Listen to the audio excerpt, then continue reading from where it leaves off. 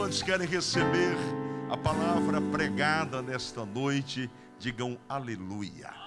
Pastor Lucas pastoreia a congregação Nova Betel, que fica num bairro que a gente chama de Pedreira, mas é na extremidade do Bananal, limite com a freguesia. É um lugar, é um condomínio fechado, na verdade, é quase fechado. Não vou exagerar, mas é quase fechado. Deus tem feito coisas lindas naquele lugar, não é? E isso nos impressiona, porque onde o evangelho é pregado, com graça, com unção, ele frutifica, dá bom resultado. Deus tem abençoado a congregação Nova Betel. Levante uma de suas mãos, diga: Pastor Lucas, Deus seja com o irmão, Deus seja conosco. Paz do Senhor para os irmãos. Abra sua Bíblia, por gentileza, no Evangelho de Jesus, segundo escreveu Marcos, capítulo de número 10. Enquanto os irmãos localizam a referência do texto bíblico, quero expressar diante do Senhor a minha gratidão, a minha alegria por poder mais uma vez fazer a exposição da palavra, que é o que eu sou apaixonado em fazer. Quero também externar minha gratidão ao Senhor, mesmo na ausência, pela vida do nosso pastor presidente, pastor Eliseu, pela vida do pastor Marcos, que é um amigo que tem nos orientado. E se nós estamos tendo sucesso, pastor, na congregação, no bom sentido da palavra, porque eu tenho ouvido os conselhos e colocado em prática. Eu louvo a Deus pela vida do Senhor, pela vida de cada amigo obreiro que aqui se faz presente, a todos os irmãos aqui da nossa sede, aos irmãos da plataforma do YouTube. Tem uma igreja nos acompanhando também na internet. Deus abençoe a cada um dos irmãos, para a glória de Deus. Minha mãe querida também que está, pastor, assistindo, acompanhando. Mamãe, papai, minha esposa. Deus abençoe rica, abundante e poderosamente, não somente a vida deles, mas de todos os irmãos. Quem encontrou a referência do texto, Marcos capítulo 10, localize o versículo de número 46.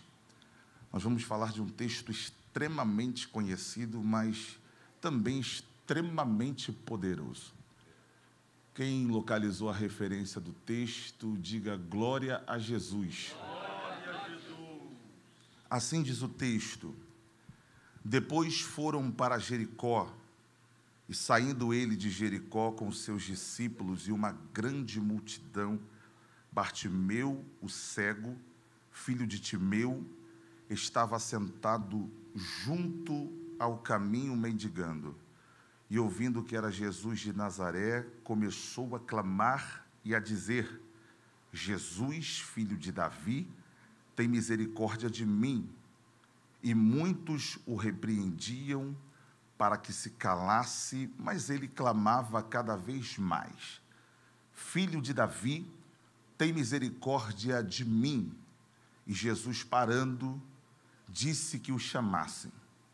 E chamaram o cego, dizendo-lhe: tem bom ânimo, levanta-te, que ele te chama.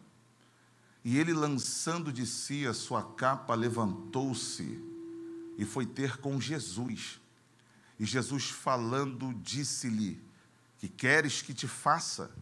E o cego lhe disse: mestre, que eu tenha vista. E Jesus lhe disse: vai, a tua fé te salvou. E logo viu e seguiu a Jesus pelo caminho, e a diga diz amém. Amém. Podem se assentar, meus irmãos, adorando ao Senhor Jesus, que é digno de receber toda a honra, glória, louvor e adoração. Meus amados irmãos, o texto que acabamos de fazer menção através da leitura, que servirá como base da exposição bíblica dessa noite, é um texto, como eu disse, extremamente conhecido. Quem nunca se deparou com esse texto no seu exercício da leitura devocional? Quem tem a prática da leitura devocional, obviamente que já se deparou com esse texto exercendo essa prática. Quem nunca também ouviu uma ministração ou ministrou acerca deste episódio, deste milagre extraordinário que sucede, que Jesus realiza na vida de um homem. Alguns anos atrás, eu tive a oportunidade de aqui ministrar sobre esse texto, obviamente com lições diferentes, mas tendo como base o Evangelho de Lucas, capítulo 18, a partir do verso de número 36, se não me falha a memória. É um texto riquíssimo, é um texto que, quando analisado e refletido, lições extraordinárias saltam diante dos nossos olhos para a edificação das nossas vidas. Esse texto extraordinário que nós acabamos de fazer menção revela-nos que Jesus curou um homem que tinha uma deficiência visual, ele não podia enxergar. Este homem estava na cidade chamada Jericó, que ficava a cerca de 25 quilômetros de distância para a cidade de Jerusalém. E o caminho principal desta cidade era exatamente na parte central da mesma. E Jesus aqui está dirigindo-se para a cidade de Jerusalém para participar de uma solenidade obrigatória para todo judeu. Era uma festa da Páscoa. E Jesus está dirigindo-se para esta solenidade. Sabemos perfeitamente que Jesus estava se dirigindo para lá para cumprimento de um propósito. E o propósito o qual ele estava se dirigindo para cumprir era a sua morte vicária em nosso lugar. Se nós estamos aqui hoje assentados na Ilha do Governador, ouvindo a palavra, porque Jesus cumpriu o propósito pelo qual ele se submeteu.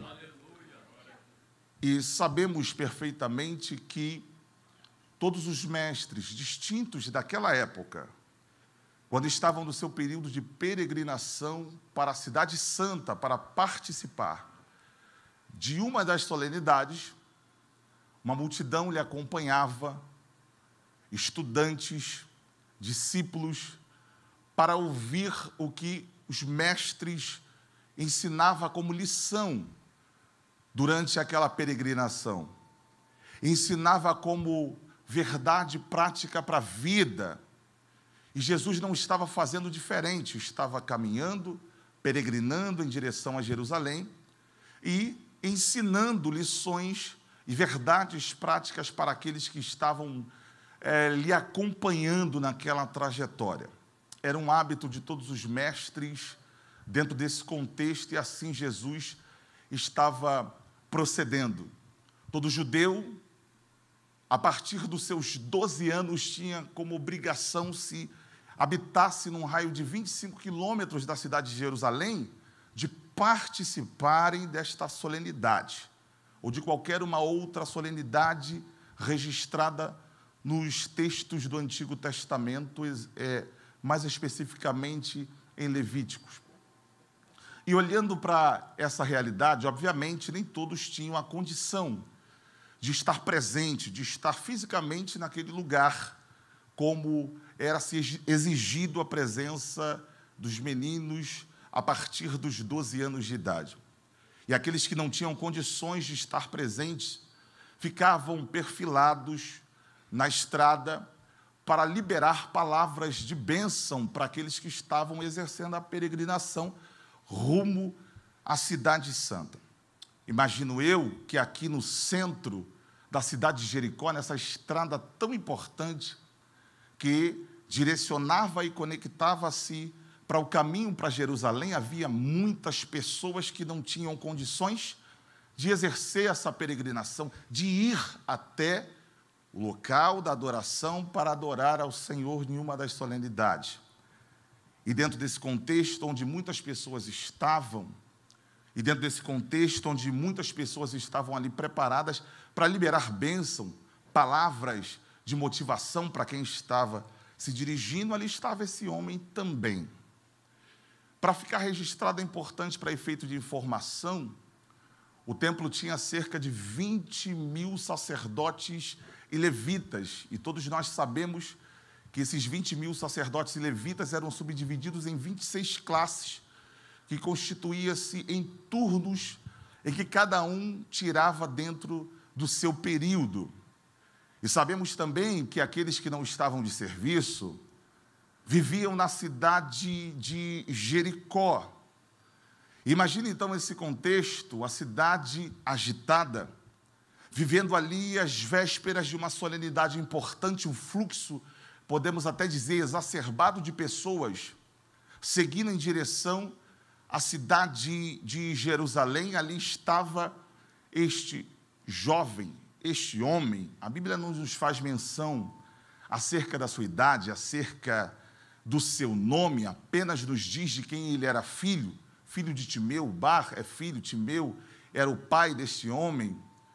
Não sabemos muito acerca da vida de Bartimeu, mas a história diz que o seu pai era general de guerra, aposentado, e que se tornara um comerciante, e se rebelou contra Roma, e mataram Timeu, vazaram os olhos do seu filho para que ele não se revoltasse. Isso é a história que diz.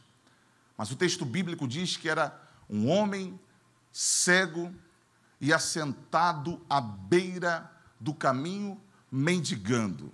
Alguns dizem que a sua capa era uma espécie de autorização que o Império Romano concedia para que pudesse exercer a mendicância.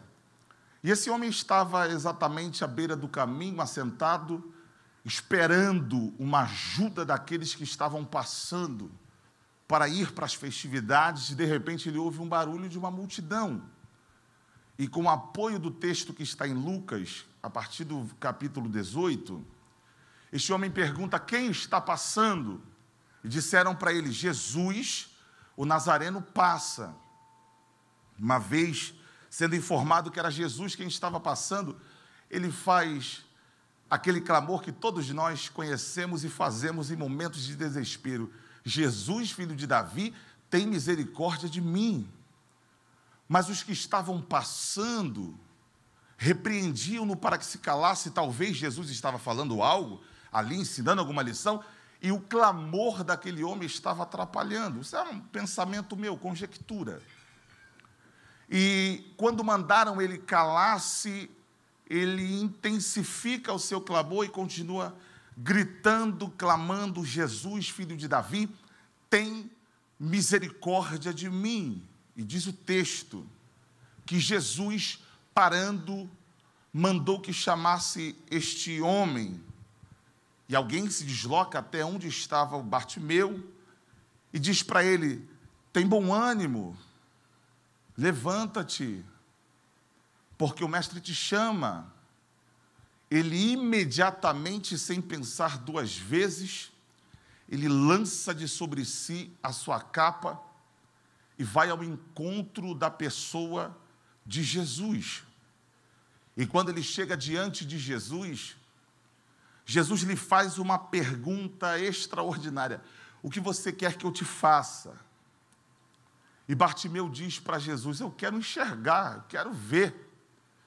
E Jesus então diz para ele: vai, a tua fé te salvou. E imediatamente Bartimeu passa a enxergar. E ao invés de Bartimeu seguir para algum caminho, porque geralmente muitas pessoas que recebem alguma coisa de Jesus não volta, não segue ou não o segue, ele decide não seguir outro caminho a não ser seguir Jesus e para onde ele estava indo. Esse texto tem lições riquíssimas, como eu disse, que podem nos edificar e certamente nos edificará para a glória do Senhor Jesus.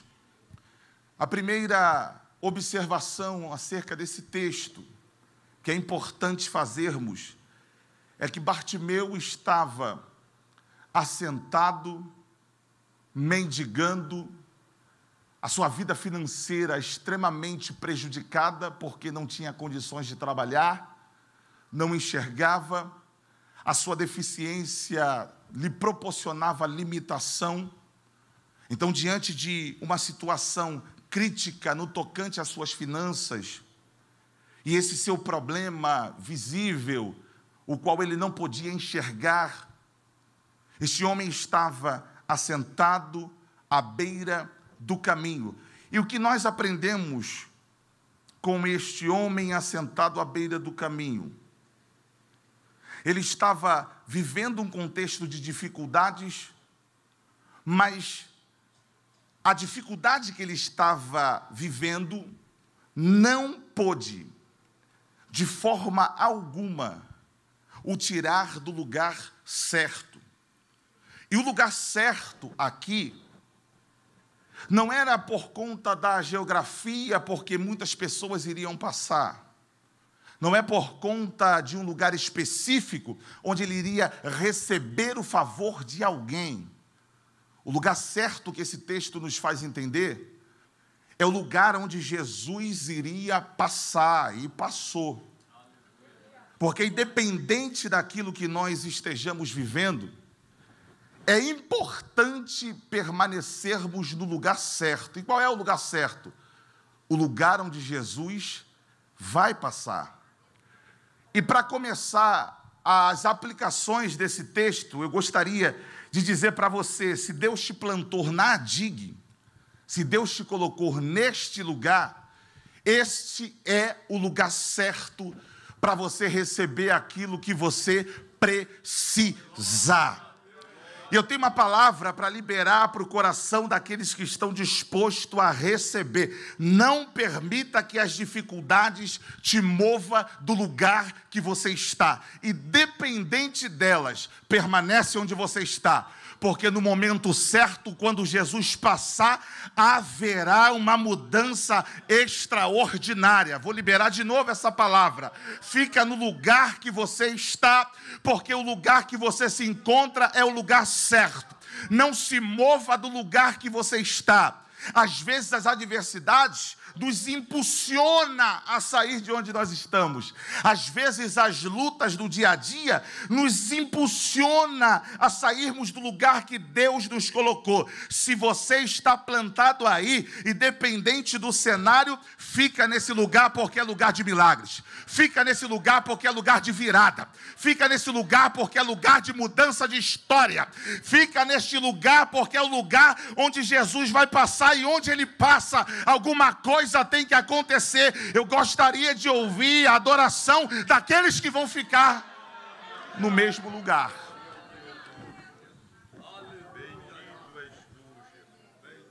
Ele estava no lugar certo, e o lugar certo era exatamente onde Jesus iria passar. Mas o que a gente pode aprender é que estar no lugar certo somente não faz sentido. Por que estar no lugar certo somente não faz sentido? Porque o sentido completo de estar naquele lugar, que nós o chamamos de lugar certo, é fazer o que Bartimeu fez. Quando ele ouve o barulho, ele pergunta: quem está passando? Quem está passando aqui? E alguém disse para ele: Jesus, o Nazareno, passa.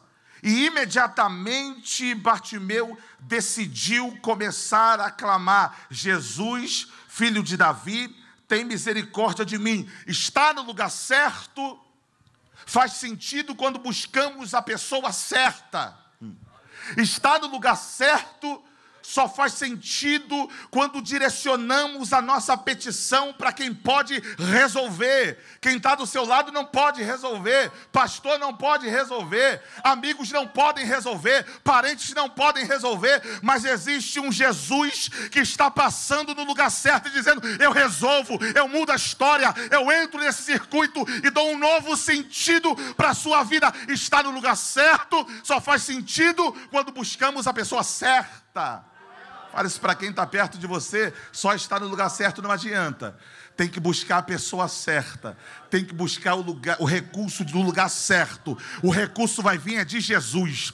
Vou falar de novo, vai ser de Jesus. Não espere do homem, vai vir de Jesus. Não espere de amigos, virá de Jesus. Está no lugar certo só faz sentido se buscarmos a pessoa certa. Esse texto também tem outra lição que eu gostaria de extrair aqui para a nossa edificação. Quando Bartimeu, lá do lugar certo, mesmo sem enxergar, isso aqui é tremendo, ele não estava vendo nada, mas estava buscando a pessoa certa. Nós estamos aqui e visivelmente não estamos vendo Jesus, mas sabemos que estamos buscando a pessoa certa. Diz o texto que quando ele começou a clamar, em alta voz, bem forte, os que estavam passando se incomodaram com o clamor e falaram para ele: cala a boca, para de clamar. Isso aqui é uma característica peculiar de quem não pode fazer nada. Quem não pode fazer nada, além de não poder ajudar, vai querer atrapalhar.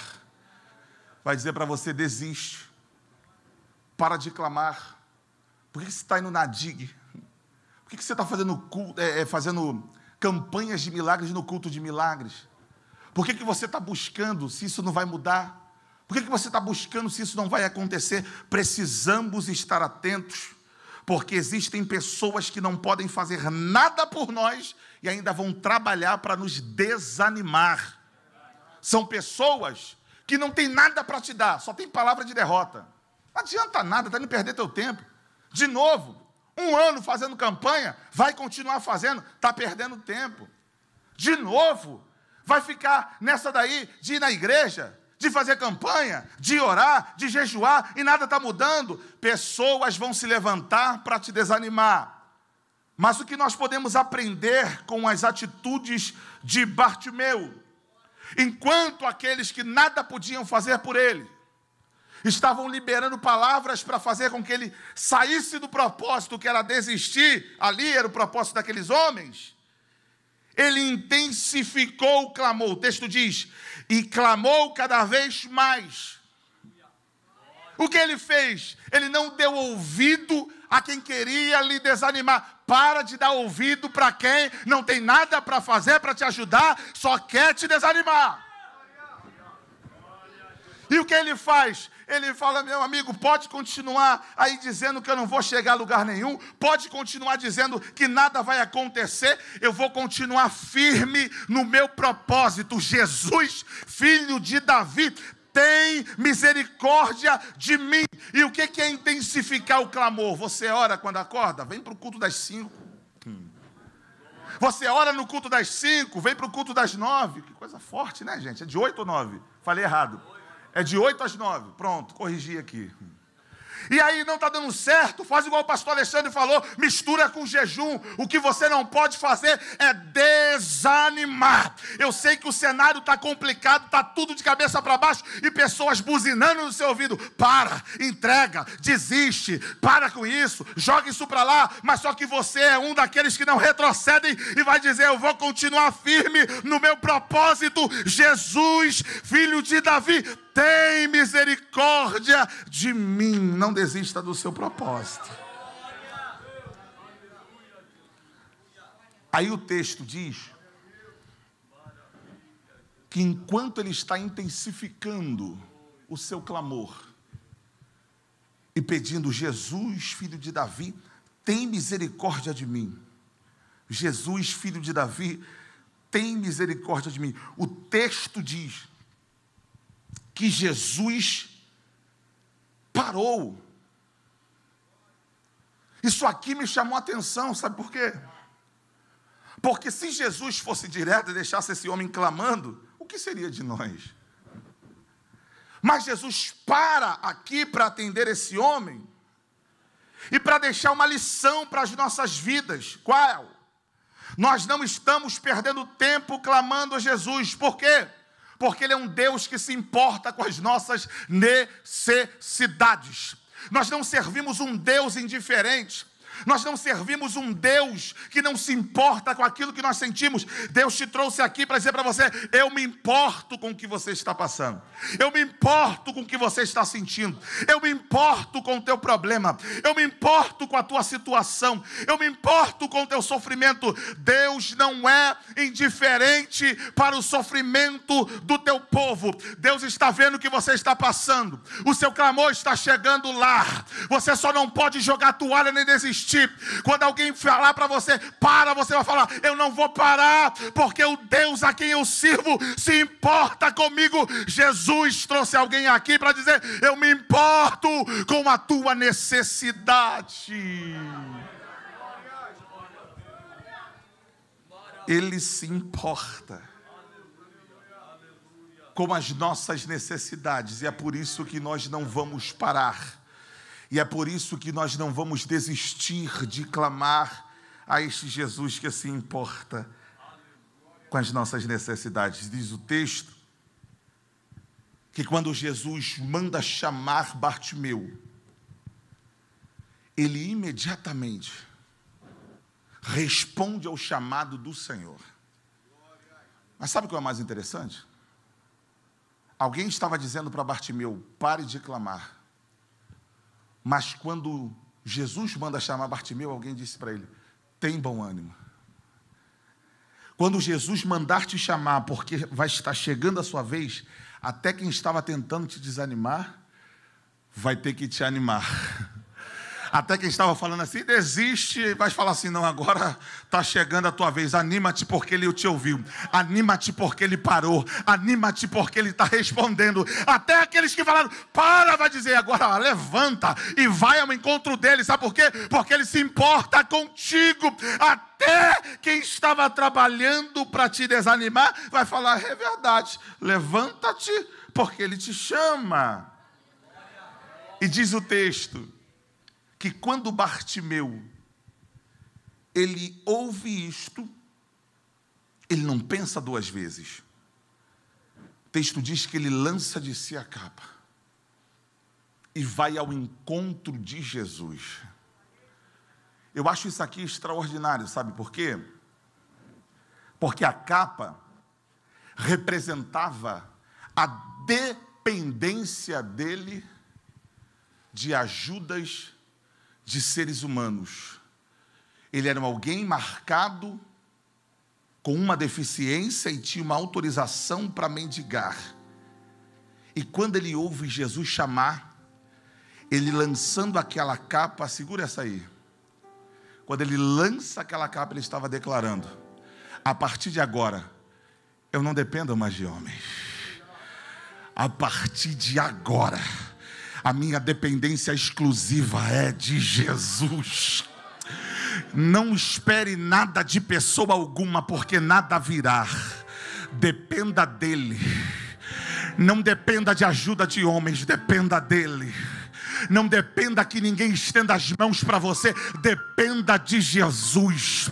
Não dependa de favor de pessoa alguma, dependa dele. Bartimeu estava dizendo: a partir de agora não dependo mais de ajuda humana. A partir de agora, tudo que eu preciso virá dele, é dele, é dele, é dele. Vem de Jesus o que você precisa. E para finalizar, quando ele chega diante de Jesus, Jesus faz a pergunta para ele: o que você quer que eu te faça? Ele responde: eu quero enxergar. E Jesus disse a ele: vai. Jesus disse: vai. A tua fé te salvou. Quando Jesus disse para ele: vai, a tua fé te salvou, os olhos de Bartimeu imediatamente se abriram. E ao invés de Bartimeu ir, como Jesus disse para ele ir, ele decide seguir a Jesus. Por quê? Porque quem tem os olhos abertos uma vez por Jesus, não consegue mais viver sem vê-lo. Não consegue mais viver sem a presença dele. Não tem como seguirmos a nossa vida outro caminho, uma vez que Jesus abriu os nossos olhos. Quem tem os olhos abertos por Jesus torna-se extremamente dependente dele. Sabe por que nós não vamos recorrer a outros? Porque nós dependemos dele, os nossos olhos contemplaram ele, nós necessitamos dele e não conseguimos mais viver sem ele. Cadê você que só sobrevive por causa dele, só respira por causa dele, só supera as lutas por causa dele? Adore a ele.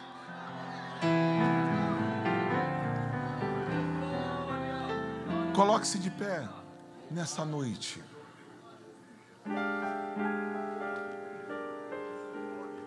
Tem alguém em nosso meio que adentrou este santuário, mas ainda não entregou sua vida para Jesus? Essa é a sua oportunidade de ter a sua vida, o seu caminho, a sua rota completamente transformada como teve esse homem. Cadê você que entrou neste santuário, ou talvez já teve um encontro com a pessoa de Jesus, mas por algum problema durante a sua caminhada, você se afastou do caminho de Jesus? Jesus está aqui nesta noite para lhe devolver aquilo que você perdeu, que é a coisa mais preciosa, que é a salvação em Cristo Jesus. Tem alguém nessa noite que gostaria de entregar a sua vida? Enquanto o Ministério de Louvor vai estar aqui adorando, você tem liberdade para sair do seu lugar. Você que é crente aqui do Templo Central, vê do seu lado se tem alguém. Pergunta para essa pessoa: você já entregou sua vida a Jesus? O maior milagre que o ser humano pode receber é a salvação na pessoa bendita do Senhor Jesus. Tem alguém para Cristo? Enquanto o Ministério de Louvor estará adorando ao Senhor Jesus, você pode tomar essa decisão.